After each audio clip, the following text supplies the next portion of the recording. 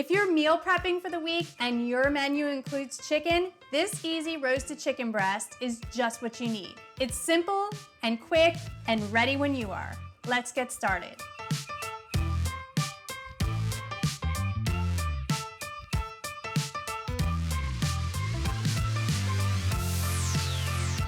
Hey, I'm Kelly with Suburban Soapbox, and today we are making a simple roasted chicken breast. This is the chicken that I use to prep ahead for any chicken recipes I have during the week. So chicken noodle soup, or if you're making a chicken and sausage gumbo, or basically anything, tacos, quesadillas, whatever. This is how I start it, and I prep it on a Sunday. It's super easy to make, and you only need like 3 ingredients. So to start, you're going to need a chicken breast. You can use boneless, skinless, but I like to get a bone-in, skin-on chicken breast. This is boneless, but you'll see the ones that I've prepped ahead are bone-in. You get a juicier chicken breast if you get the bone-in, skin-on. The skin helps to retain the juiciness in your chicken. You're also going to need olive oil, salt, and pepper.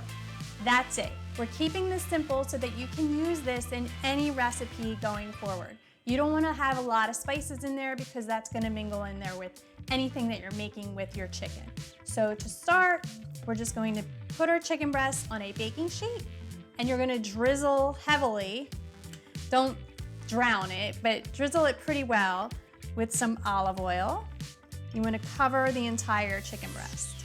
We're going to sprinkle liberally with salt. Don't be shy here, a lot of it will cook off. And if you're taking the skin off, you don't need to worry about it, but you need the salt to flavor your chicken. Chicken's pretty mild in the flavor department, so you do need to season it pretty well. And then pepper. I need a new grinder.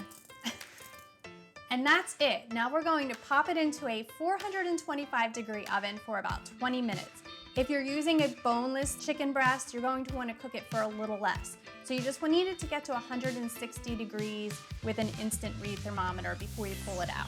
So I've prepped ahead, and I actually have chicken breasts in the oven. Let's get them out. These actually have the bone in, so they did take a little bit longer, but you can see here, the skin is like crispy and golden. That's actually like my favorite part. And then you still have the juiciness of the chicken.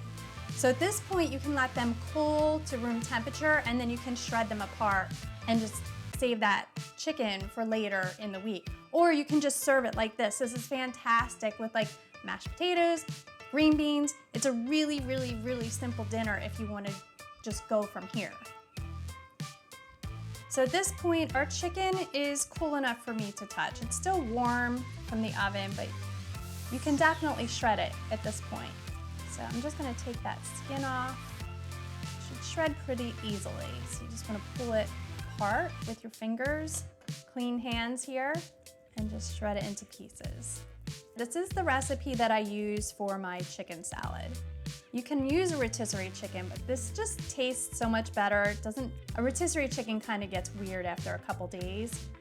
This just tastes like roasted chicken, like if you were to roast a Sunday chicken.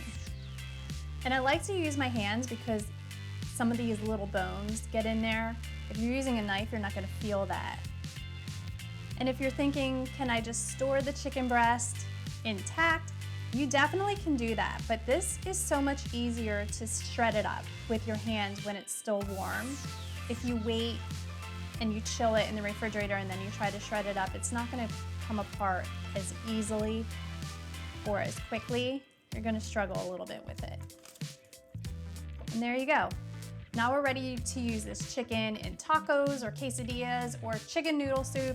It is so easy. You can put this in an airtight container and keep it in your fridge for up to 5 days. Take a quick bite.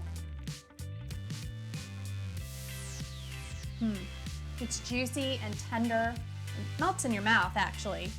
If you like this recipe, please be sure to give me a thumbs up and subscribe to our channel.